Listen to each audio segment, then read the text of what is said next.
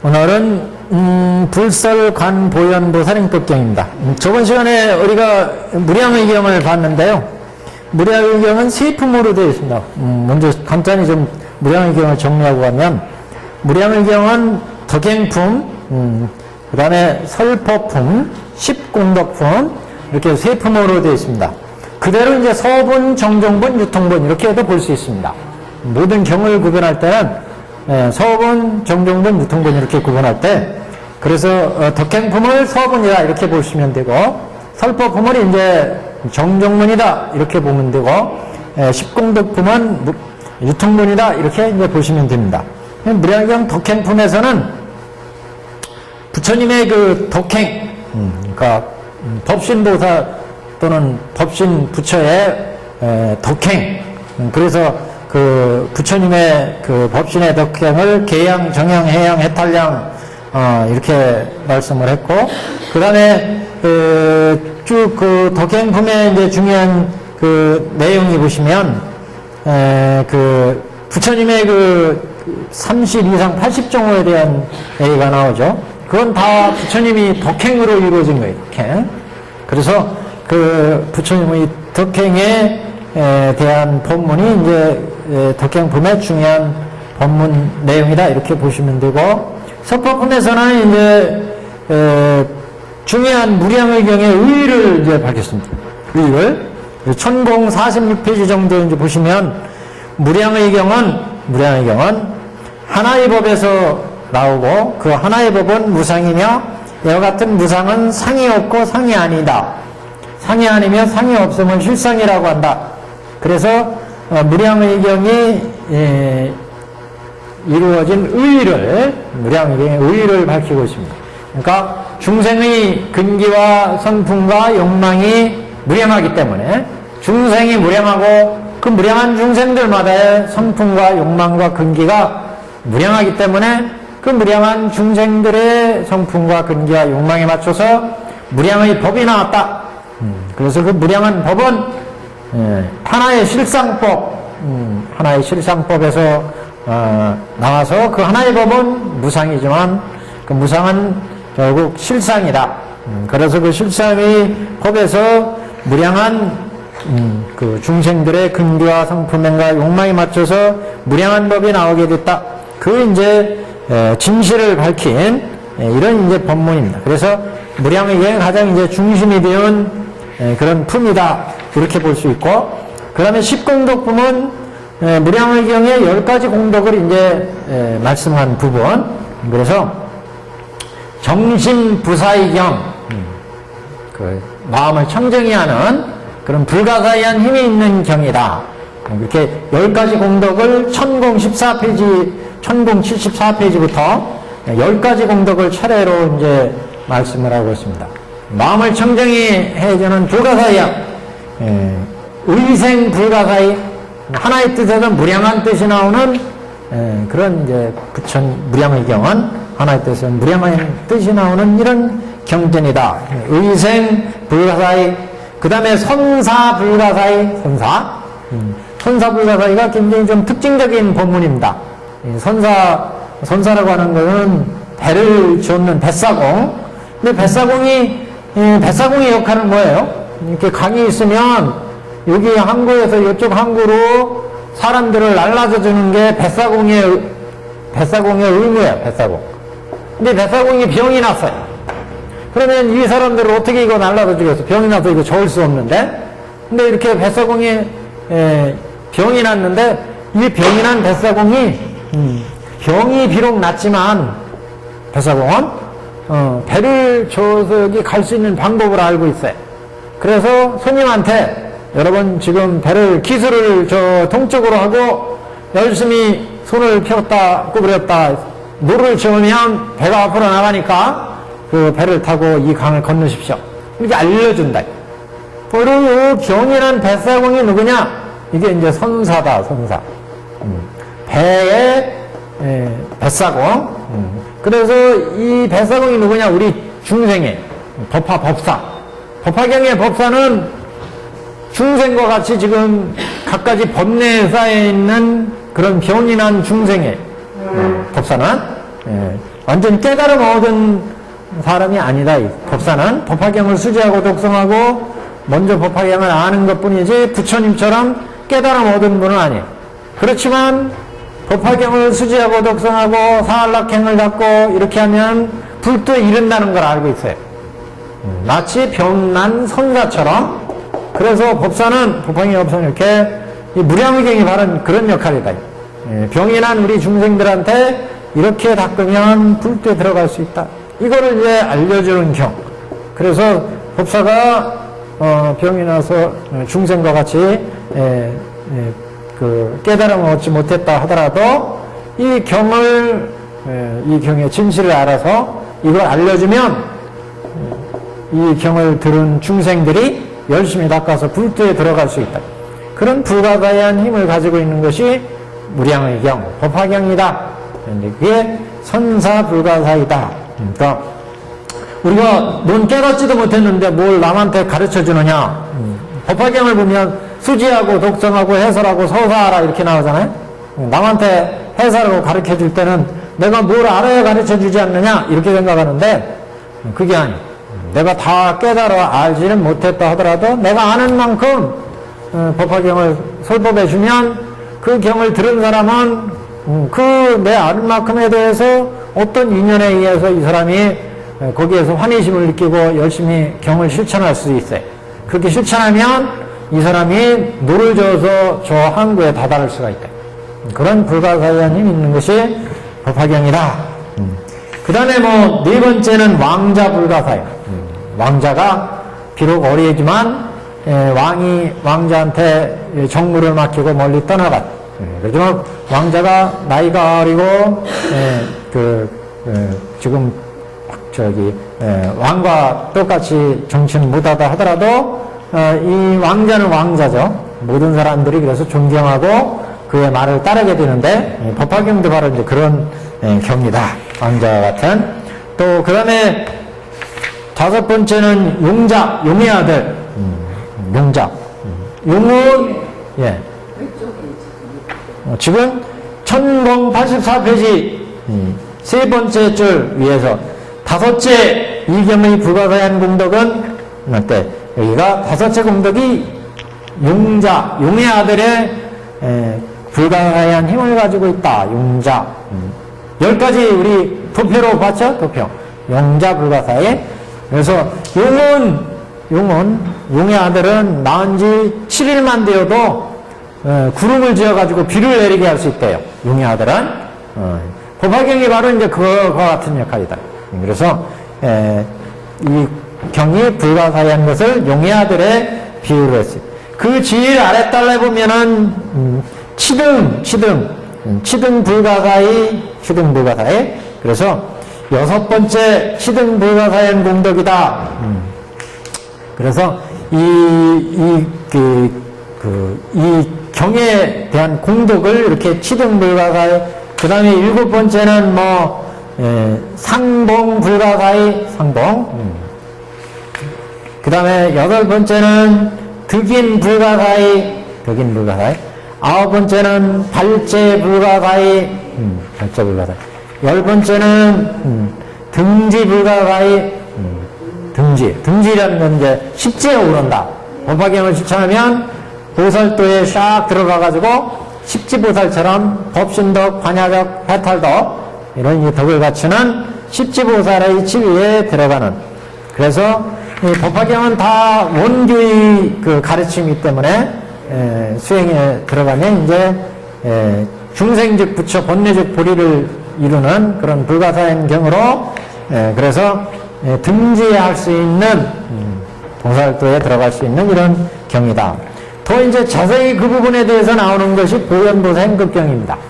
그래서 이 보현보살 행급경을 실천하면 십지보살의 보살지위 수행의 단계로 들어가는 이제 법문이다. 이렇게 이제 볼 수 있습니다. 자, 이렇게 무량의 경을 보셨고, 이제 결경. 법화경은 서경, 본경, 결경 그랬죠? 서경. 본경, 그 다음에 결경. 법화 삼부경,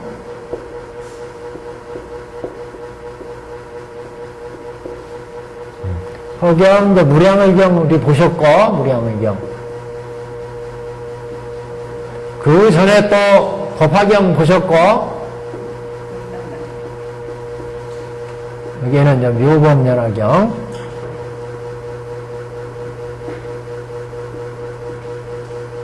그 다음에 이제 결경으로 보현관경,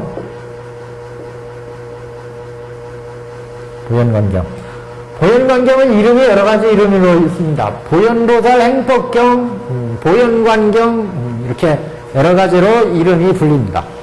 그래서 이 보현관경이나 이제 무량의경이나 이 경전들은 그 전에 말씀드린 것처럼 보통 의경조에 포함입니다. 의경조. 무슨 얘기냐면 옛날부터 그 법화경과 같이 인도에서 찬슬을 된 것보다는 중국에서 찬슬될 가능성이 많은 경 이렇게 지금 보고 있습니다. 그래서 이 법화의 취지에 맞게 만들어진 경인 것으로 이렇게 지금 보여지는데, 보현관경, 그래서 법화경의 제일 마지막 품이 제28품이 법화경의 28품이 보현보살 행법 보현건발품이잖아요.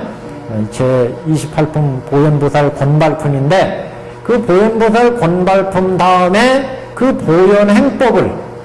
보현행법을 체계적으로 설한 경전이 보현관경입니다. 그래서 불설 관보현보살행법경, 여기 제목에 이렇게 우리 되어 있는데, 그래서 불설 관보현보살행법경 이렇게도 부르고, 보현관경 이렇게도 부르고, 여러 가지 이름으로 불러요. 이 경의 주요한 내용은 보현보살 건발품에서 마저 다 설하지 못한 보현행을 보다 자세하게 행법으로 정리하고 있다. 이렇게 이제 볼 수가 있습니다. 그래서 후대 천태대사, 중국의 천태대사는 이 보현관경을 근간으로 해서 보현보살 건발품과 보현관경, 이것을 바탕으로 해서 법화삼매 참이라는 저수를 짓게 됩니다. 이게 이제 법화삼매를 깨닫는 법을 의식집으로 만든 거예요. 법화삼매를 깨닫는 수행법을 만들었어요. 그래서 법화삼매 참여해서 법화삼매를 이제 닦도록, 이 법화삼매를 닦으면 왜 닦느냐? 법화삼매를 닦으면 바로 보살지에 들어가가지고 법화의 실성의 경계를 맛볼 수 있다. 그 수행법을 이제 정리한 그 저술이 법화삼매 참입니다. 초기 저술인데, 그래서 이게 왜 중요하냐면 천태대사가 깨달아 얻은 것도 법화삼매로 깨달아 얻었어요. 그 다음에 천태대사의 스승 해사가 있는데, 해사, 그 다음에 천태 원래 이름은 지의대사. 해사 스님도 자기의 스승 해문이 있는데, 이 해문은 그 대지도론 공예 주로 이제 치우쳐서 수행을 했던 분이고, 해사부터 법화경을 가지고 수행을 이제 해요. 근데 이 해사 스님은 그 수행에 아주 밝은 분이에요. 수행. 천태대사는 원래 강하게 밝은 분이에요. 강학. 경을 해석하고 이러는 쪽에. 그래가지고 해사 스님이 수행에 밝기 때문에 자기가 수행을 많이 쌓았으니까 그 수행에다가 법화경 독송을 했어요. 그래서 법화경을 독송하고 법화경을 이제 실천으로 어떻게 깨달을 수 없을까? 이렇게 수행을 하다 보니까 거기에서 법화삼매를 깨쳐요. 해사 스님이. 그래서 안락행품 이런 수행법들을 가지고 그 사안락행을 가지고 수행을 통해서 깨달은 얻어요. 해사 스님이. 그래서 그 깨닫는 방법 법화삼매를 수행법을 누구한테 주느냐? 천태한테 줘요. 천태대사가 그 법화삼매를 가지고, 이 사람은 강학을 많이 했으니까 경전 공부를 많이 했어요. 그래서 보현광경, 무량의경, 그 다음에 대연산에서 이렇게 삼부경을 옛날부터 독송했다, 이 법화경하고. 그래서 현대대사가 열심히 법화경을 실천해가지고 마찬가지로 사할락행을 바꾸고 그다음 법화경 독송하면서 야광보살 본사품을 있다가 깨달아오대. 현대대 법화산매를 깨달아. 그래서 후대 천태대사도 이제 제자들한테 이 법을 계속 전해준 거예요. 그래서 우리나라의 현광스님도 바로 이 해사스님한테 법화산매를 받아요.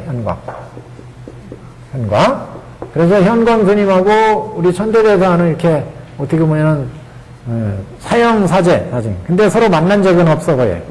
그래서 어떤 천태대사가 먼저 깨닫고 정도사에서 깨닫고 그 다음에 남학에 가서 현광스님이 법화산매를 깨닫고 그래서 우리나라 천태학의 제일 첫 번째 들어온 분이 어떻게 보면 현광이다 이렇게 볼 수 있고 이 천태대사에서 받은 분은 뒤에 이제 연광이나 이런 분들이 이제 받지만 해사로부터 직접 받은 분이 현광입니다. 그리고 천태대사는 요 법화산매를 깨달아가지고 대대로 이제 이거 수행법을 전해줍니다. 그래서 이 법화산매 수행법, 그 수행법이 이 보현관경으로부터 비롯된다. 그래서 천태종에서는 굉장히 중요한 이런 이제 경전이다 이렇게 볼 수 있습니다. 이 보현관경의 수행법을 가지고 그러니까 보현행이잖아요. 그러니까 불교에서 보통 대승불교에서 문수는 지혜를 의미하고 보현은 행을 의미하죠. 그래서 보통 이제 상으로 나타낼 때 문수는 사자를 타고 있고 보현은 코끼리를 타고 있어요. 수행으로. 그래서 보현보살이 육아백상 그 상아가 있는 그 코끼리를 타고 모습을 나타내게 되는데 이 법화산매 경지에서 수행에 들어가면 보현광경의 보현행법으로 37일, 21일 동안 열심히 수행해서 산매를 닦아서 딱 들어가면 그 산매 속에서 보현보살을 보게 되는데 그 보현보살이 바로 6 상아를 가진 흰 코끼리를 타고 백상왕, 흰 코끼리 왕을 타고 보현보살이 나타난 그래서 그 보현보살의 안내로 이제 보살 형제 그래서 아까 무량의경이 등지 불가사일이라고 이렇게 있죠. 등지. 십지에 오르게 되는데 십지보살의 이제 이런 경지로 들어가는 보살행을 이루게 된다. 오늘 나눠드린 요 내용이 이제 법화산매의 그 수행을 권하는 내용, 권수장하고 그 다음에 이제 방편장하고 그 수행의 중요한 내용들 이걸 이제 뽑아놓은 내용입니다. 법화산매 참의에서 여기에서 여기의 내용을 좀 뽑아놓은 거예요. 그래서 우리 경전에 이 내용이 나오니까 같이 옆에다 놓고 이제 한번 보시면 되겠습니다. 이게 이 경전을 중심으로 해서 행법을 만들었다. 그래서 보현보살 행법경은 법화산매 수행법의 이제 중요한 의식의 골격을 여기에서 취했다. 이렇게 이제 볼 수가 있습니다. 보현보살 행법경을 해서 법화 3부경으로 볼 때는 결경에 해당된다. 결경. 서경에서는 무량의경이 법화경을 설하실 때 부처님이 무량의처 산매 딱 들어가셔서 그 산매에서 나와서 법화경을 설하게 되는데 그 산매에 들어가기 전에 부처님이 무량의경을 설했다. 이런 대목이 나와요. 그래서 법화경의 성형이 이제 무량의경이다. 이렇게 보통 평가하고 그리고 이제 법화경을 쭉 실천해서 보현보살 행법경까지 그러니까 서품에서 문수의 지혜로 법화경을 열어가지고 뒤에 보현보살 권발품에서 보현의 행법으로 이제 정정취에 딱 들어가는 이런 이제 보현보살 권발품이 끝나는데 그 보현보살 권발품의 보현행을 보다 구체화시킨 게 보현관경이다. 이렇게 이제 보시면 되겠습니다. 문수도 그렇지만 보현보살도 원래는 법화경이나 다른 경에도 많이 나와요. 특히 이제 화엄경 같은 데서도 보현행원품, 보현행원에 대한 얘기가 나오잖아요.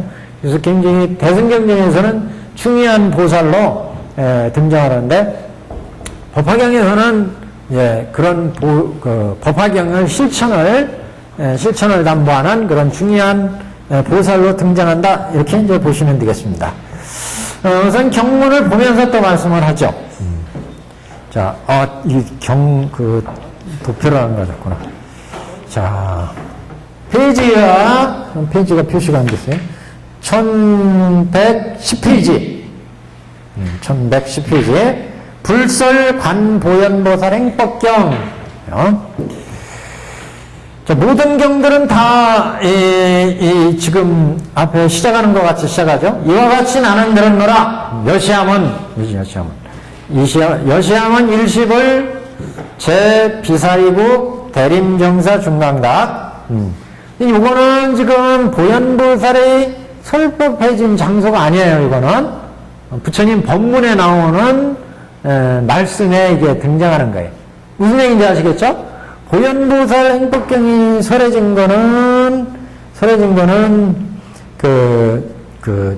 법화경의 결경이니까, 네, 법화경이 설해진 장소가 어디예요? 영축산이에요, 영축산. 그러니까 이것도 다 영축산 설법으로 이제 보현보살 행법경도 이제 보지만, 여기서는 옛날 얘기를 하는 거예요, 지금. 이 보현경을 설하면서 옛날에 부처님이 말씀하신 적이 있었는데, 그때 이와 같이 나는 들었노라. 한때 부처님께서 비사리국의 대림정사 중각강당에 계시사 모든 비구에게 이르시되 3개월이 지난 후에 나는 마땅히 열반에 들리라. 그죠? 지금 여기서 지금 설한 게 아니라 옛날 지금 설한 걸 얘기하는 거예요. 옛날에 부처님께서 어느 날 말씀을 하시기를 비사리국 대림정사에 중각강당에 계신 적이 있었는데, 이때 뭐라고 말씀하셨냐?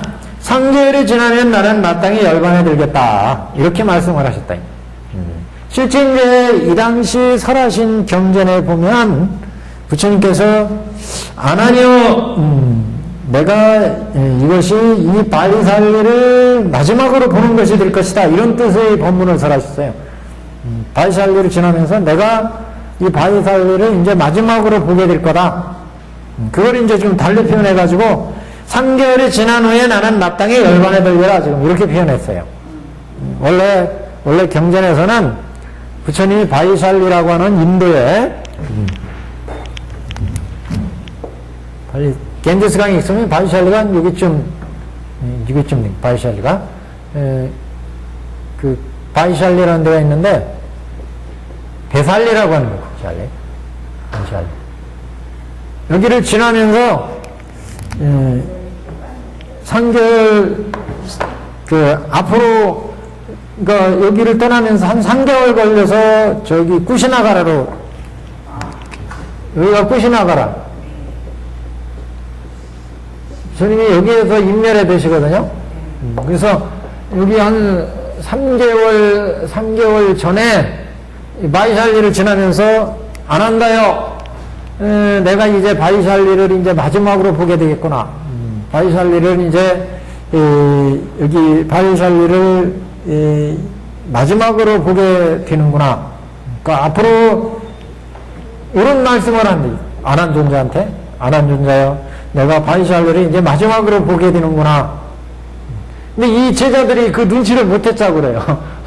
이 양반이 이게 무슨 뜻으로 말씀을 이렇게 하시는 건지를 몰랐다. 그리고 이렇게 지나서 결국 3개월 걸려서 쿠시나가로 가는데 쿠시나가에서 입적에 드셔야 돼요. 그러니까 그 당시 하신 말씀이 뭐냐? 내가 이제 3개월 후에 열반에 들겠다. 이 말씀을 했는데 제자들이 몰랐다는 거예요. 몰랐다. 그래서 지금 여기 표현에는 구체적으로 3개월이 지난 후에 나는 마땅히 열반에 들리라. 이렇게 말씀했다는 거죠. 유명한 그래서 이제 법문이에요, 이게. 부처님이 내가 3개월 후에 열반에 들겠다. 이렇게 구체적으로 말씀하신 건 우리 보현보살 행법경에 나오고, 다 이제 안경류에 보면, 안경류가 이제 부처님이 석가모니 부처님 직접 말씀하신 걸 경전을 옮긴 게 안경류죠. 대승경전은 그 뒤에 이제 이거 보현보살경 만들어졌고, 그 당시에 이제 설하신 경전의 말씀에는 석가모니 부처님이 이렇게 지나가면서 바이샬리에서 많은 법문을 했어요. 바이샬리라는 동네가 인도에서 어떤 쪽 어떻게 보면 좀 거점 도시고, 바이샬리는 이 밖에도 설법이 불교 경전 중에 아마 굉장히 그 의미가 깊은 이런 이제 설법이 일어난 장소입니다. 여기가 좀 이따 말씀드리지만, 이 바이샬리를 지나면서 아난다가 시자니까, 아난다요, 이제 내가 이 바이샬리를 마지막으로 보게 되는구나, 이렇게 이제 말씀을 하시고 지나갔으니까, 아난이 부처님이 이제 여기를 이제 안 오시겠다는 얘기인가 보네. 그 정도로만 생각을 한 거죠. 아주 못 보게 눈을 감으시겠다 이런 소리인 줄 몰랐다는 거예요, 부처님. 여하튼 그래서 이제 여기를 지나가세요. 그래서 여기 법문에 지금 한때 부처님이 비사리국 바이샬리, 비사리국 대림정사 중각 강단에 계시면서 모든 비구들에게 이르시기를 3개월이 지난 후에 나는 마땅히 연로안에 들리라. 그랬더니 이제 존자 아난이 곧 자리에서 일어나 옷깃을 바로잡고 두 손을 맞잡고 합장하고 부처님을 3번 돌고 부처님께 예배한 뒤에 무릎 꿇어 합장하고 부처님을 우러러보되 눈도 깜빡이지 아니하니라. 그래서 부처님께 예를, 근데 이거는 조금 그런 것 같아요. 아난존자 부처님 옆에서 항상 모시고 이렇게 하는데 또 생뚱맞게 3번 일어나셔서 부처님께 예배하고 전하고, 이 경이 이제 성례띠를 이런 말씀, 법문이 나오는데, 실제는 아난 옆에서 시중 들고 이렇게 하는데, 이렇게 인사하는 거는 아마, 이상적인 내용에서는 그냥 처음 이렇게 빌 때 3번 들고 이러고, 큰 법회나 이런 공식적인 그런 장소니까 아마 이렇게 3번 돌고 옷깃을 바로잡고 합장하고 그렇겠죠, 이거는. 청법가보다는 개성이죠, 개성. 개성 주로. 부처님께 올리는 개성, 찬탄계. 천상, 천하, 우리는 찬탄계, 이렇게 천상, 천하, 모여볼 지방세계 영목에 세간사야지.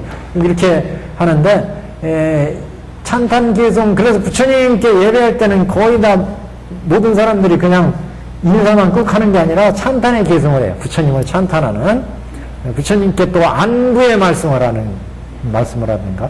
그게 사실 그렇잖아요. 그냥 이렇게 윗사람께도 절할 때도 아무 소리 않고 안 하는 것보다, 편안하십시오. 건강하세요. 이렇게 인사할 때, 마찬가지로 부처님께 절할 때도, 법문할 때는 입정에 딱 드셨다가, 나오셔서 이제 법을 설하시는데, 그래서 법을 설해 주십시오. 이렇게 법을 설하소서. 그걸 이제 구체적으로 우리는 현재 법회 의식에서는 청법가로 만들어가지고 이렇게 하는데, 대개는 개송을 하거나 법을 설해 주십시오. 청을 하거나 청법, 그런 것이 옛날에 이제 경전에는 그런 내용들이 나옵니다. 그래서 요 법문은 지금 요 법문은 그래서 앞에 도입하는 내용이에요. 도입하는. 이와 같이 나는 들었노라. 그래서 여시아몬, 모든 경들의 첫머리에 그래서 여시아몬 이렇게 나오죠. 그리고 일시, 한때, 여시는, 신성치, 암은 문성치, 일시는 시성치, 불은 부처님과, 불제, 비사리국, 그래서 설하시는 주처, 설한 부처님 주인공과 장소가 비사리국. 그러니까 경문을 설할 때는 이렇게 항상 갖추어지죠. 언제 어디서 누가 어떤 일이 일어났는지를 이 짧은 구절에서 다 말씀을 하고 있습니다.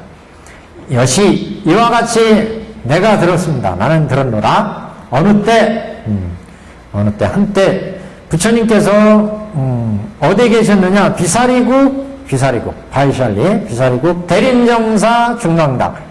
대림정사 중강락에 보시면 여기에 아쇼카 석주가 있어요. 아쇼카 석주. 지금도. 여기 가면 지금 빈 터만 남아있어요.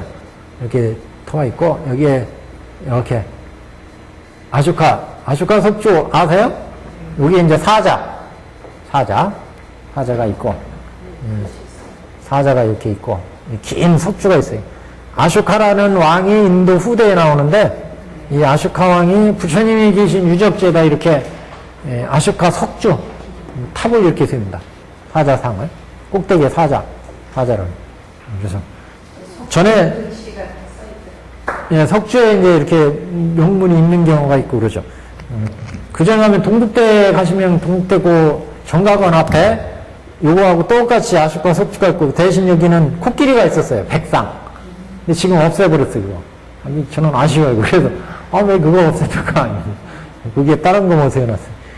옛날에, 그래서, 부처님의 유적지를 기념해가지고, 이 아쇼카왕이 이렇게 석주를 지었습니다. 유명한 아쇼카 석주. 석주 그러는데, 돌기둥이죠, 돌기둥. 여기다, 이렇게, 사자. 이 사자가 아주 이쁘게 생겼어요. 그래서, 인터넷 이런 데 보시면, 어떤 데는 가보니까, 이 사자의 엉덩이가 가장 섹시하대. 하여튼 그런 얘기가 있는데, 여기가 이제 바로 중강닭입니다, 중강닭. 이 장소에서는, 이 바이셸리 하면 떠오르는 경전이 있죠. 유마경. 유마거서의 고향이 바이셸리고, 그래서 유마경이 사라진 장소가 바이셸리, 보통 그렇게 말씀하고, 화엄경에서도 또 굉장히 중요한 곳이 중강닭입니다. 중각강당. 화엄경 입법계품 있잖아요. 선제동자 부법행이 나오는 입법계품이 설해진 곳이 바로 이제 중강닭이다. 이렇게 대림정사. 우리 또 경당, 교단에서도, 불교 교단에서도 굉장히 중요한 일이 이 바이셸리 중강당에서 일어나요. 그 부처님의 어머니가 마야 부인이 일찍 돌아가셔가지고, 그 다음에 이제 어머니가 저기 마프라자파티, 마파사파제죠? 이 마파사파제가 최초 비군이잖아요? 마하파사파제. 이분이 출가한 곳이 여기에요. 중강당. 최초의 비군이 교단이 여기에서 만들어졌다. 그래서 우리 법화경에도 서품에 보면, 이 마하파사파제가 나오잖아요? 그리고 나중에 수기를 받죠. 그래서 최초의 비구니 스님이 마하파사파제. 한자는 대애도 이렇게 번역합니다. 대애도. 이분이 이제 실제 한가모니 부처님을 키우잖아요. 실제 생모는 워낙 늦게 나셨어요. 늦게 나셨으니까 노산이었기 때문에 어머니는 7일 만에 돌아가시고 그 마야 부인은 그래서 그 동생이었던 마하파사파자 이 양반이 이 흑가모니 부처님을 키우죠. 그래서 이 양반이 그 흑가모니 부처님을 시어지상 양육한 그 어머님인데 후대의 아드님이 출가해서 부처가 되었다 이 소리를 듣고 부처님을 찾아와요. 그래가지고 바이샬리 와가지고 출가를 허락해 주십시오. 근데 부처님이 출가 허락을 안 하죠, 처음에는. 그래서 옆에 그 시자 여기 아난이 있잖아요. 아난을 과자 사주고 꼬셔가지고 부처님이 딱 봐가지고 기분이 좋을 때 내 청을 좀 넣어달라. 청탁을 해요. 그래서 마하파사파제가 지금 출가를 원하시는데 출가를 허락해 주십시오. 이렇게 좀 잘 말씀을 드려달라. 그래가지고 이 성공을 해. 그래서 부처님께서 그 여자들이 출가해서 여기 수행하기가 대단히 어렵다. 그 인도 그 날씨도 그렇고 수행하기도 그리고 여자들이 그 이전에 BC 벌써 600년대이잖아요. 부처님 나오신 데가 이때 AD도 아니에요. BC 년대 이쪽인데 이점에서는 지금이니까 여권 신장 얘기하지 이때는 여권을 쓸 수 있는 계제가 아니에요. 이 당시는. 그래서 고대니까 그래서 여자가 이 수행제로는 절대로 인도사에서 용납이 안 되던 시절이에요. 브라만사이고 어디고 간에 동서고금을 망라가 마찬가지입니다. 이 당시는. 근대 와서 여권의 문제가 나오지 이 당시 그러니까 여자는 이렇게 수행제로 나올 수조차 없어요. 근데 이 양반은 말씀을 드립니다. 부처님께 그 출가를 허락해 주십시오. 부처님이 읽어봐서는 부처님이 굉장히 깬 분이에요. 근대에 나오직한 이런 일을 1800년이나 1900년대에 나올 수 있는 일을 제가 볼 때는 BC 5, 600년대에 벌써 단행을 했어요. 여자한테도 출가를 허락해줘. 그래가지고 비구니 교단이 만들어지잖아요. 비구니 교단. 지금 그래도 보수 이쪽 남방 저쪽에서는 그 비구니 출가가 어렵잖아요. 근데 지금 지금 현재 사회에서는 비구니 스님들이 출가를 하시지만 이 당시로 일로 봐서는 굉장히 혁신적인 일이었다 이렇게 볼 수 있는데 하여튼 이분이 출가를 한 곳이 바이셸리라는 데입니다. 그래서 이 장소는 굉장히 불교로 볼 때는 굉장히 그 여러 가지 일들이 유서 깊은 부처님이 지나가면서 내가 앞으로 3개월 후에 열반에 들겠노라 이런 법문도 설하셨고 또 그 이전에 마하파다파제 여기서 출가하셨고 그 후대에 가면 이제 유마경 그 유마경이라는 경전이 유마거사가 제가 수행자이면서 불도를 수행해가지고 그 유마경을 이제 설하게 되는 이런 이제 중요한 장소이기도 하고 그 다음에 이제 대승경전인 화엄경 입법격품이 설해진 장소로도 이 중강당 강당이 알려져 있고 그 다음에 이 장소가 또 제일 중요한 건 아마 그 2차 결집 그러니까 결집대회라고 하는 것이 있죠. 결집 이게 아마 제일 먼저 이제 말씀드린 결집대회가 여기에서 있게 됩니다.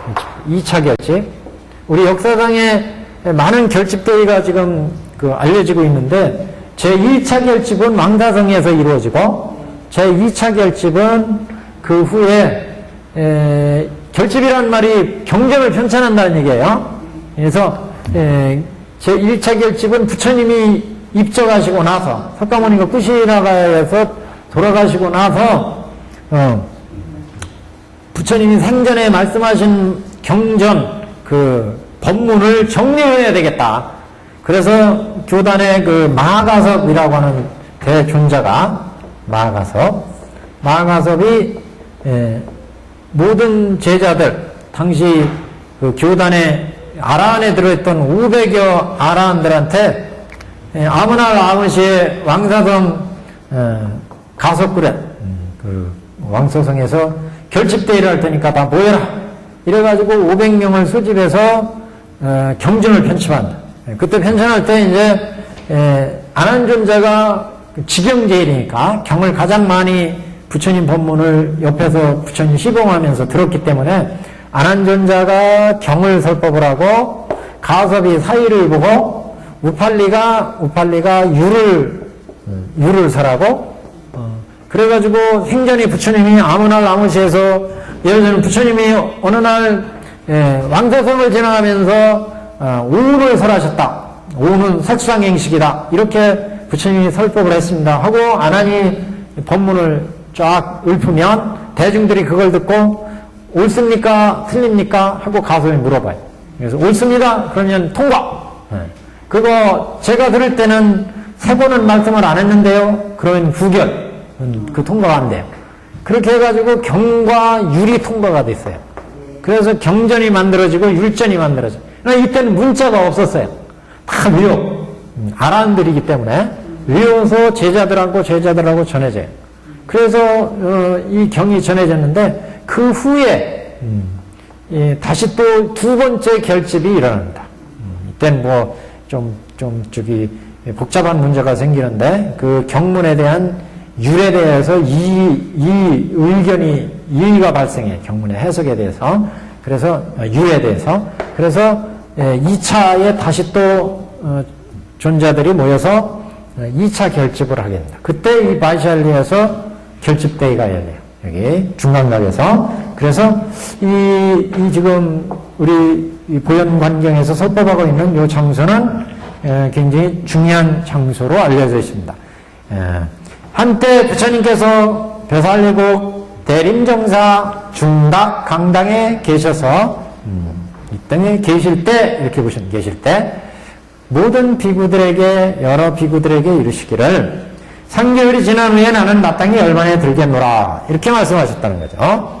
그러니까 이제 존자 아나니 그래서 이 보현보살인법경은 모든 경전이 서본, 정종본, 유통본 이렇게 나누죠? 이렇게 세 부분으로 나누어지는데 서본은 서막이 되는 그 머리글에 해당되는 거고 정종본부터 이 경의 가장 핵심적인 법문 여기 경에서 말씀하시고자 하는 법문을 설하게 됩니다. 유통문은 이 경을 어떻게 펴라 이렇게 이제 유촉하는 말씀이고 그래서 이 부분 지금 보현보살인법경이 단일경으로 되어 있어요. 다른 경은 여러 품으로 나눠져 있는데 이 보현보살인법경 한 경으로 되어 있어요. 그래서 한 경으로 되어 있지만 이렇게 나눠보면 지금 이 부분은 서본에 해당됩니다.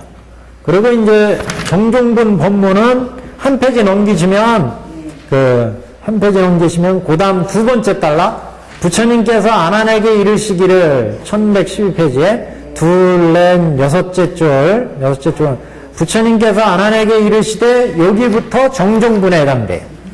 여기서부터 이제 이 보현보살인법경의 중요한 이제 법문이 시작되는 거, 그 이전은 서막에 해당되는 내용입니다. 서분에 해당되는 부분.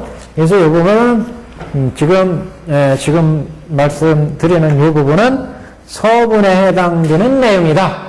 이렇게 보시면 되고, 그래서 아난이 이제 이 부처님의 3개월에 내가 열반에 들겠노라 이런 법문을 설하시니까 존자 아난이 자리에서 일어나 옷깃을 바로잡고 두 손을 맞잡고 쌍수 이렇게 부처님께 3번 돌고 부처님께 예배한 뒤에 무릎을 꿇어 합장하고 부처님을 우러러보되 눈도 깜빡이지 아니함이라.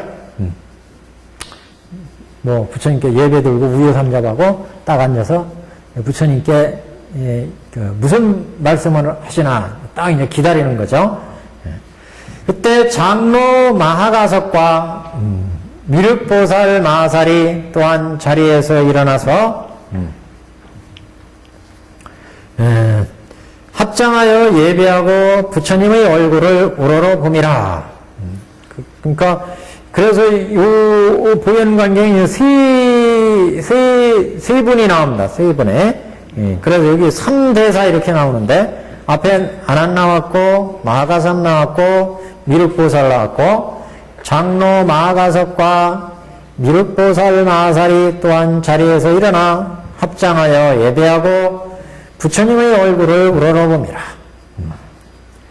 이때 3대사는 이구동성으로 부처님께 말씀을 하되 그러면서 이제 부처님 법문이 이루어집니다. 그래서 여기서 3대사는 앞에 아난, 존자 아난, 그 다음에 여기에 앞에 마하가섭, 그 다음에 미륵보살 이렇게 그래서 이 세 분이 등장하는 건 아무래도 아난존자는 부처님의 시자니까 부처님 옆에서 항상 시봉을 드는 시자니까 시자로 등장하는 거고 그 다음에 마하가섭은 이제 교단의 가장 우두머리 존자로서 마하가섭이 등장을 하고 미륵보살은 이제 석가모니 부처님 이후에 앞에서 3개월에 임렬에 들겠다고 말씀을 하시니까 그래서 이 마하가섭이 이제 부처님 임렬 후에 교단을 통솔해요. 그래서 실질적으로 현세에서 부처님 계실 때 시봉은 아난이 들었고 부처님이 가신 뒤에는 마하가섭이 교단을 통솔하고 그 다음에 이제 부처님 임멸 후 먼 후세에 부처로 오실 분이 미륵보살이고 그러니까 이렇게 아마 세 분이 그래서 등장한 게 아닌가 의미적으로 그래서 이렇게 장로 마하가섭 미륵보살 이분들이 이제 또 자리에서 일어나 합장 예배하고 부처님을 우러러보더라. 그래서 이 3대사의 이제 법문이 이제 시작됩니다. 여기 3대사는 이구동성으로 이구동성이니까 좀 말이 좀 재미나죠? 입은 다른데 소리는 같아. 이구동성이에요. 그게 이구동성이에요. 한자가 어떻게 보면 참 말이 재미나요. 입구는 다른데 말씀은 똑같아요. 이구동성으로 200불은 부처님께 말씀을 하기를 세존이시여 열애께서 멸도하신 후에 어떻게 해야 중생이 보살의 마음을 일으키며 대승의 방등경전을 닦고 행하며 여기에서 끊어요. 여기에서 그러니까 지금 세 부분으로 이 법문을 분석할 수 있는데 이 부분은 세 그 보살들이 위를 바로하는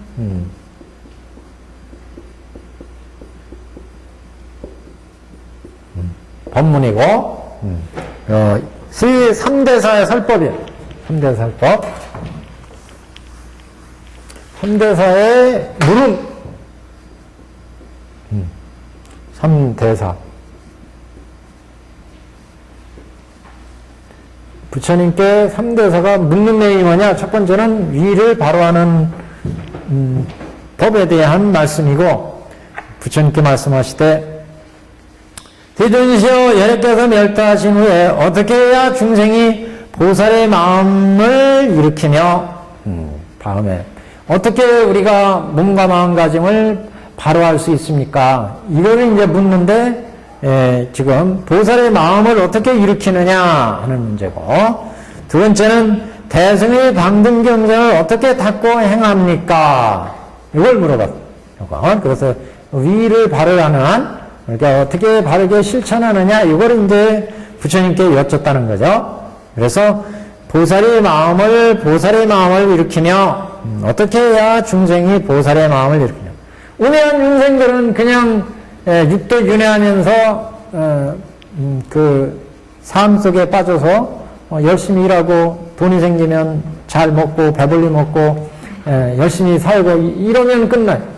그래서 보살 닦아서 불도에 들어가려고 또는 이런 생사고에서부터 벗어나려고 생각들을 못한다. 그래서 어떻게 해야 보살이 그러면 보살의 마음을 일으키고 또 부처님의 중요한 방등경전, 대승경전을 보통 이제 방등경전 그래. 방등경전, 대승경전을 닦고 행하며 올바른 생각으로 일실의 경계를 생각하오리까? 어떻게 하면 무상도리심을 잃지 않겠나이까?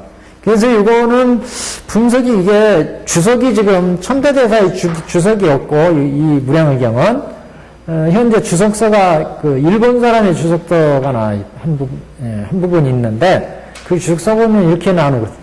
위를 바로하는 법문이고 첫 번째는 이 부분은, 두 번째는 올바른 생각으로 일실의 경계를 생각하오리까? 이게 출세의 원인에 대해서 물었고, 출세라는 거는 출세에서 배설을 얻는다는 게 아니라 육도 윤회는 이 세상을 벗어나서 도를 어떻게 해서 얻겠느냐. 출세의 원인,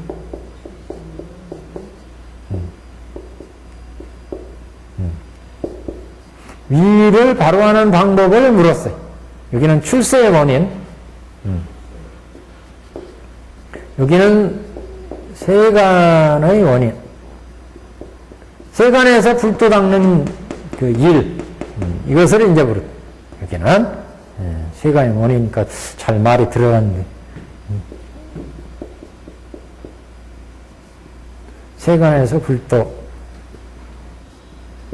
닦는 것. 출세, 어떻게 해서 출세할 수가 있습니까?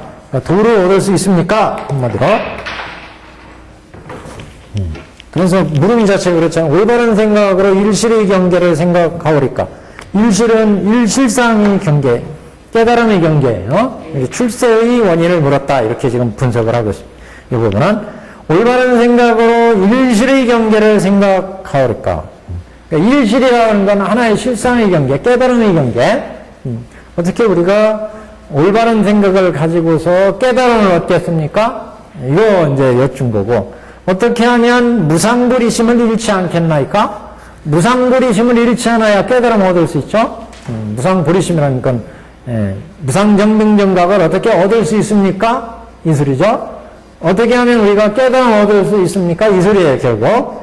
그 올바른 생각으로 일실의 경계를 생각하오리까?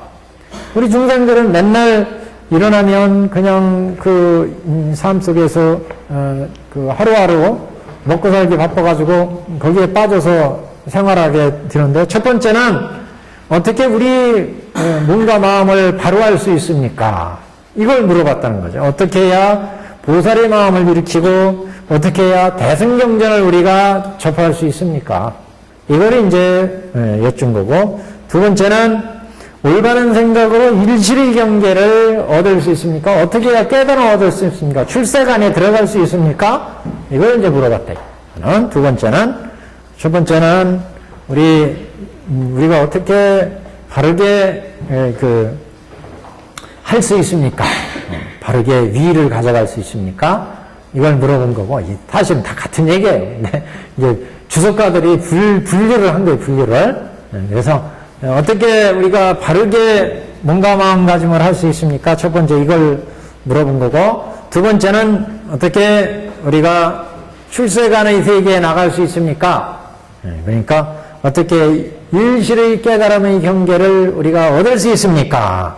일실의 경계라는 것은 대상이죠, 대상. 그러니까 어떻게 우리는 여기가 사바세계, 저 무상정각의 깨달은 세계 일실의 경계에 우리가 들어갈 수 있습니까? 이거 물어본 거고, 두 번째 어떻게 하면 무상보리를 잃지 않겠습니까? 무상보리를 얻어야 깨달음을 얻잖아요. 그 무상보리를 어떻게 우리가 잃지 않고 얻을 수 있습니까? 이걸 이제 물어본 거고, 그 다음에 또한 어떻게 하면 번뇌가 끊이지 않고 오욕에서 떠나지 못하였을지라도 모든 금지를 맑게 하고 모든 죄를 멸하여 없앨 수 있으며, 여기까지. 또 부모에게서 받은 청정한 눈으로 오욕을 끊지 않고도 능히 모든 장애 없는 청정한 일을 볼 수 있습니까? 이게 딱 법화경에서 하는 얘기잖아요. 그죠? 그러니까 우리가 지금 오욕나게 맨날 살고 있잖아요.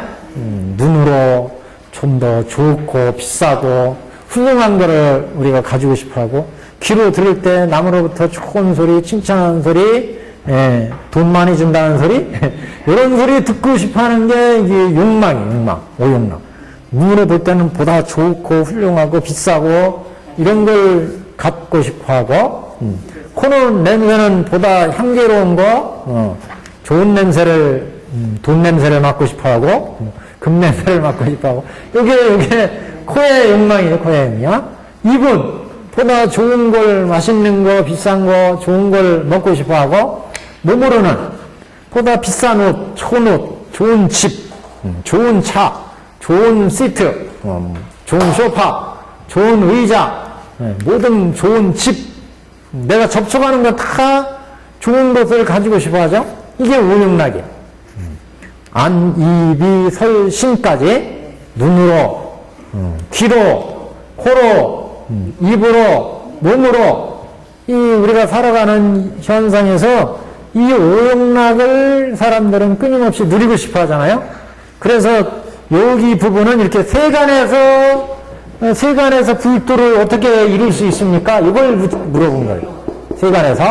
세간에 우리 생활을, 여기는 출세하면서 세간을 떠나는 방법이 어떻게 하면 세간을 떠날 수 있습니까? 이걸 물어봤다면, 이번 물음은, 세간에 있으면서 어떻게 불도 없는 방법이 없을까요? 이걸 이제 여쭤본 거예요, 이거는. 그래서 법문 자체가 또한 어떻게 하면 번뇌가 끊이지 않고, 중생은 끊임없이 번뇌에 살잖아요? 그래서 오욕락을 취해. 그래서 번뇌를 끊지 않은 채 오욕락을 떠나지 않았으면서도 근기를 맑게 해서 죄를 멸하고, 죄를 면하여, 죄라고 하는 거는 내가 잘못해서 지은 죄도 죄가 되지만, 또 장도죄라는 게 있어요. 장도죄. 장애할 장자, 도자. 그래서 도를 깨닫는데 장애가 되는 또 그런 마의 경계죠, 일종의. 그것도 죄예요. 그래서 장도죄가 더 무서운 거죠, 우리가. 그러니까 오용락을 가지면, 오용락을 하면 이게 이제 업이 되어가지고 수행하는데 방해가 되고, 그 다음에 도를 닦으려고 막상 들어가면 여러 가지, 그 삿된 경계가 나타나거나, 아니면 마의 경계가 나타나거나, 그래가지고 도를 방해, 도 닦는 걸 방해해, 자꾸. 도 닦는 걸 방해해. 이게 장도죄. 그래서, 깊이 들어가면 이런 장도죄가 이제 견옥, 사옥 뭐 해가지고 깊은 이제 그 미세한 습기나 이런 모든 이제 번뇌들이 일어나게 돼요. 이런 거. 그러니까 이게 본문이 번뇌가 끊이지 않고 오용락을 떠나지 못하였을지라도 우리는 지금 오용락으로 살아가잖아요. 전에 그 중생들은 오용락에서 살아가고 도인들은 선열식 법열식으로 살아간다고 그랬죠? 선열식 법열. 선정의 즐거움, 법열의 즐거움으로 살아가요. 그러니까 중생들은 오용락에 살아가는데 이렇게 중생의 삶 속에서 어떻게 불도에 들어갈 수 있겠습니까? 이걸 지금 부처님께 여쭤본 거예요. 번뇌가 끊이지 않고 오용락에 떠나지 못하였을지라도 근기를 맑게 해서 근기. 우리의 능력을 맑게 해서. 그러니까 법화경에 이래서 육근정정 법문이라고 그랬잖아요. 우리 근기를 청정하게 해서 불도로 들어가게 하는 경을 수지하고 독성하고 해설하고 소사했을 때 육근이 청정해져서 불도에 들어갈 수 있다고 그랬죠. 법화경에. 그 얘기예요. 지금 오용락에서 떠나지 못하였을지라도 모든 근기를 맑게 하고 모든 근기를. 근데 여기 제가 볼 때는 번역을 기자는 빼는 게 좋아요. 모든 근이야. 원문에도 득정재근이에요. 이게 맞아요. 이게 법화경 본문도 육근청정이잖아요. 예. 기자는 조금 이렇게 가루를 쳐놓으세요. 근이야, 근. 재근. 오육의 눈에서는 안근이죠, 안근. 귀에서는 이근, 코에서 비근, 입에서는 설근, 몸으로는 신근. 그걸 재근이에요, 재근. 전체는 육근이지만 그 중에 오용락은 의근은 생각이니까 근이 없어요. 다 합해져 있어. 의근은.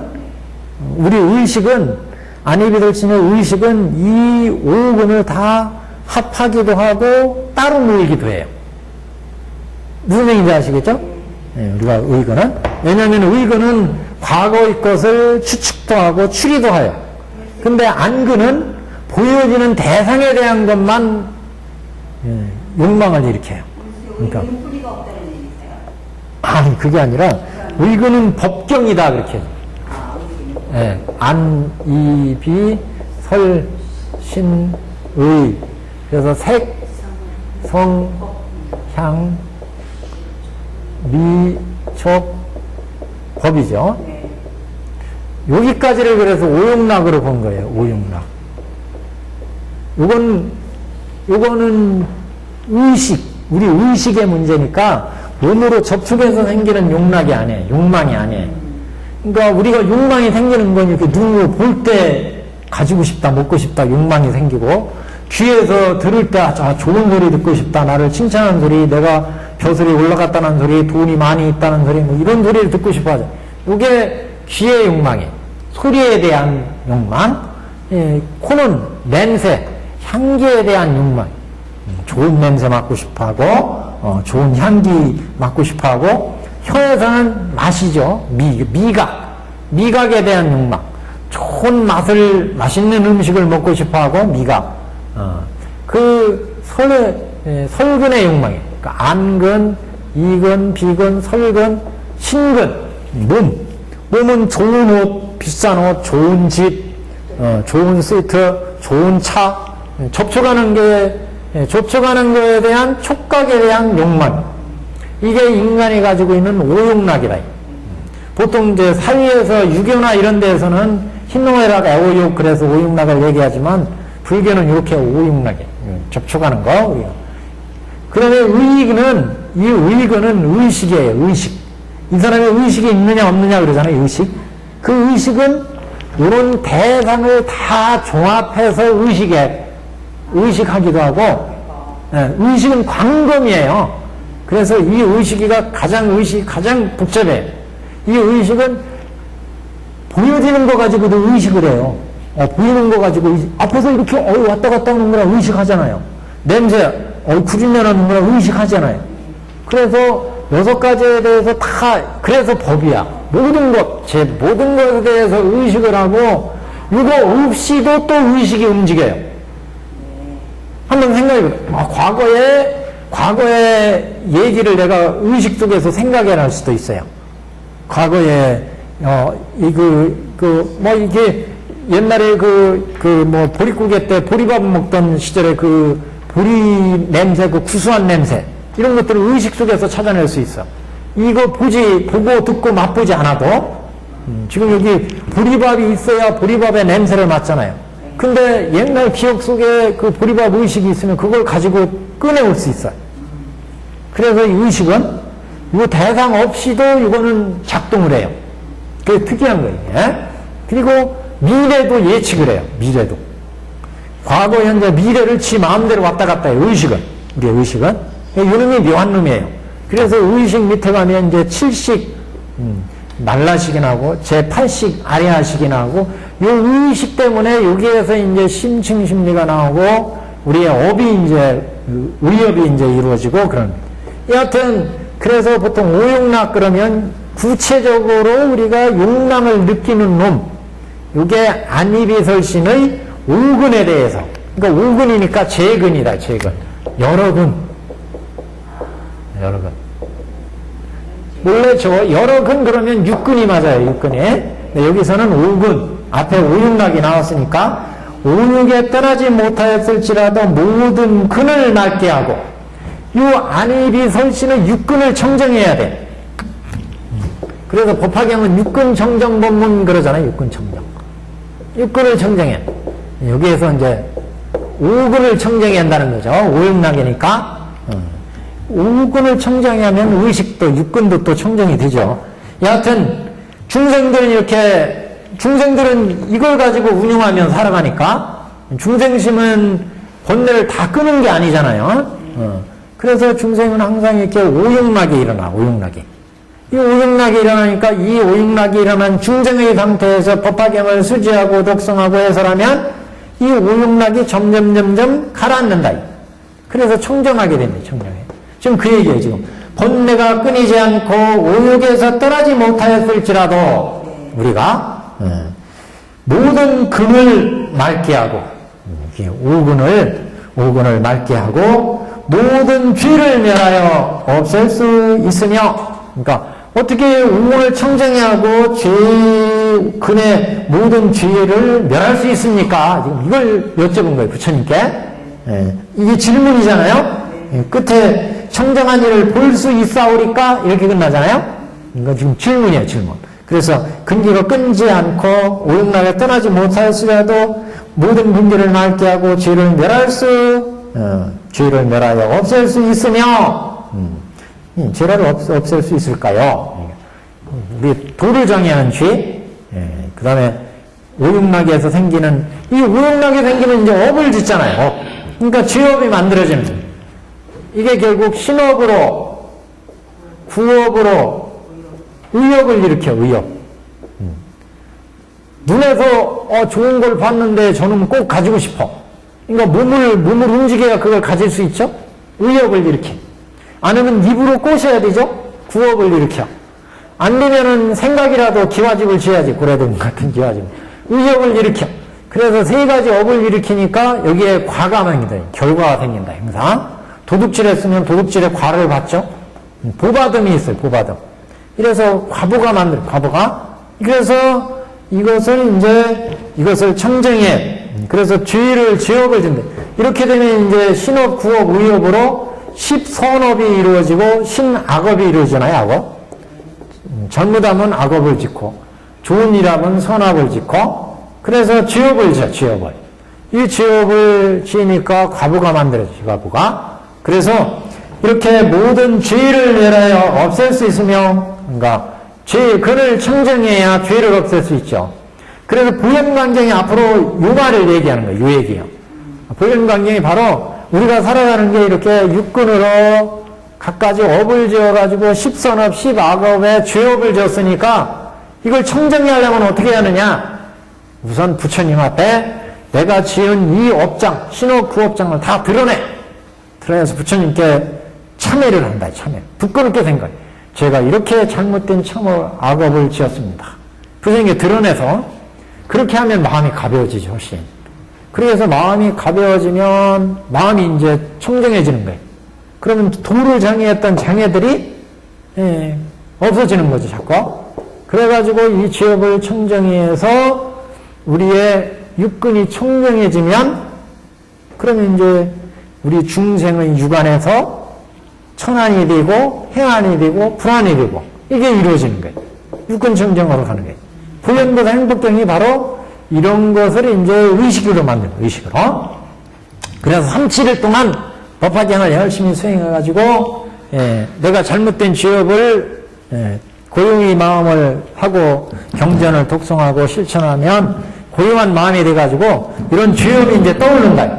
떠오르면 3부 전에 이 죄업을 다 드러내서 말씀드리고 그거를 닦아라요. 죄업을 참회를 해서.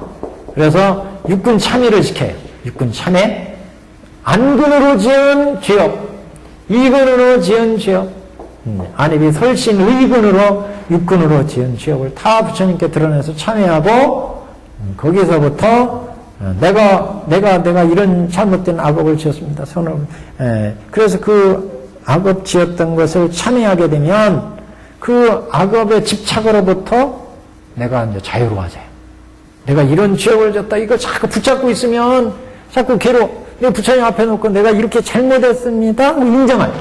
인정하고 그것을 부처님 앞에 드러내면 그 순간으로 내가 그 집착에서부터 자유로워져요. 그 다음에 이제 이 관을 내, 관. 이거는 인연에 결합되어서 내가 이렇게 악업을 지었구나. 그러니까 인연으로 인해서 안입이 설신의 업을 지었구나. 이걸 참 관을 통해서 이제 살펴보게 되면 이건 무상하구나, 무하구나. 그 다음에 연기 무자성 공이구나. 공을 보면 가를 가고 가에서 중을 가고 그래서 실상참회까지 가네. 실상참회. 그래서 실상참회까지 가면 이제 육근이 청정해. 이런 단계이거든요. 이 법문 속에 이제 다 들어있어요, 지금. 그래서 오육에서 떠나지 못하였더라도 근기를 맑게 하고 모든 죄를 멸하여 없앨 수 있으며 그 다음에 부모로부터 받은 청정한 눈으로 부모로 받은 청정한 눈, 안근이에요, 지금. 부모로부터 받은 이근, 설신, 의근 다 5근, 6근을 다 얘기하는 거예요, 이거요. 부모로부터 받은 청정한 눈으로 모든 오역을 끊지 않고도 능히 모든 장애가 없는 청정한 일을 볼 수 있어오리까. 이게 일부러 근본불교에서는 우정신관, 사념처관, 위파사나 닦아가지고 사선근이 들어가서 고제, 집전, 열제 속에 있는 탐, 진, 치, 만, 의, 신근, 병근, 개금시경까지 법례를 쫙 끊었어요. 그래서 88사를 끊고 81품을 끊었어요. 근데 우리는 그렇게 하잖아요. 쫙 관을 통해서 이게 무상하구나, 무하구나, 연기, 무자성, 공이구나. 공을 알면 이게 홍어같이 이게 집착할 게 없는데 이 공을 알면 연기, 무자성, 공을 알면 이것은 이슬과 같이 집착할 것이 없는 무소득 공이구나. 이걸 보면 일부러 번뇌를 끊지 않아도 그 번뇌 덩어리 자체가 공과 같아요. 아침 그 튤립에 이슬이 맺혀 있는데 햇빛이 딱 나면 언제 이슬이 없어졌는지 없어져 버려. 마찬가지. 이 세상의 모든 하늘도 보면 이게 바람이 슉 불면 이 구름이 아무것도 없었는데 이 허공에서 구름이 만들어져요. 구름이 만들어져 바람이 부는 대로 세모 모양, 미모 모양, 각가지 동물 모양 만들어지다가 바람이 또 건들버리면 구름이 흔적조차 없이 없어져 버려요.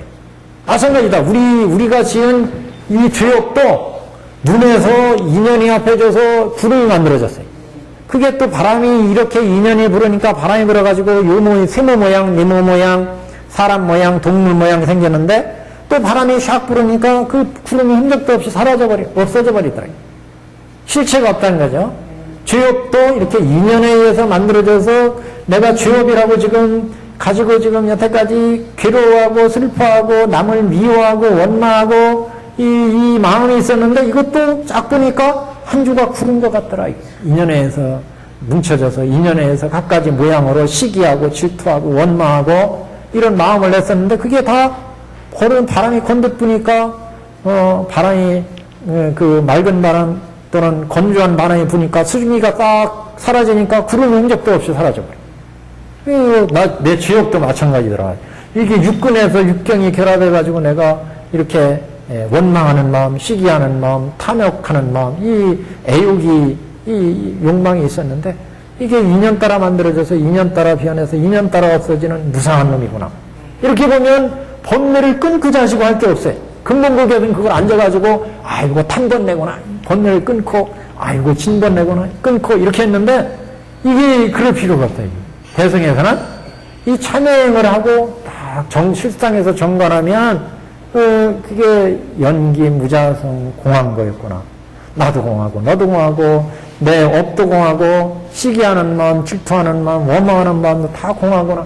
이걸 보게 되면 참 번뇌가 없어져 버립니다.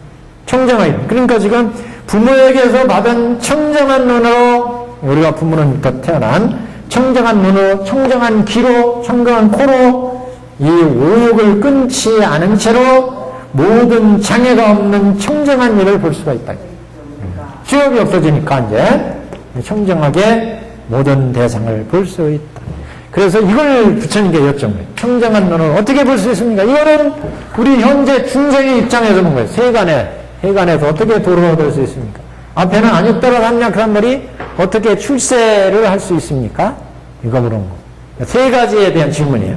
한번 종합적으로 다시 보시면 앞에 이제부터 중요한 질문이니까 세존이시여께서 멸도하심에 어떻게 해야 중생이 보살의 마음을 일으키며 대승의 방등경전을 닦고 행하겠습니까? 어떻게 옳게 우리가 바르게 깨달음 얻을 수 있습니까? 출세에 이거는 그냥 위를 바르게 하는 방법을 여쭌 거고 어떻게 대승경을 우리가 바르게 닦을 수 있습니까? 우리가 바르게 어떻게 보살 마음을 낼 수 있습니까? 이걸 이제 여쭌 거예요. 두 번째는 출세의 도리를 밝혔어요. 올바른 생각으로 일실의 경계를 생각할 수 있고 어떻게 하면 무상불이심을 잃지 않겠습니까? 어떻게 우리가 출세해서 무상불이 얻고 깨달음 얻습니까? 일실 경계 얻습니까? 출세의 도리고 그 다음에 세 번째는 세간의 도리. 어떻게 하면 번뇌가 끊이지 않은 우리 중생의 오욕락을 떠나지 못하였지만 모든 우리의 근을 맑게 해서 죄를 멸하고 깨달음을 얻을 수 있습니까? 부모에게서 받은 청정한 우리 눈으로 오욕을 끊지 않은 채로 장애가 없는 청정한 일을 볼 수 있습니까? 불안을 어떻게 얻을 수 있습니까? 이 얘기예요.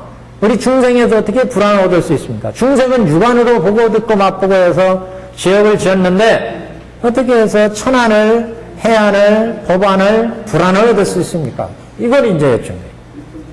답은 다음 시간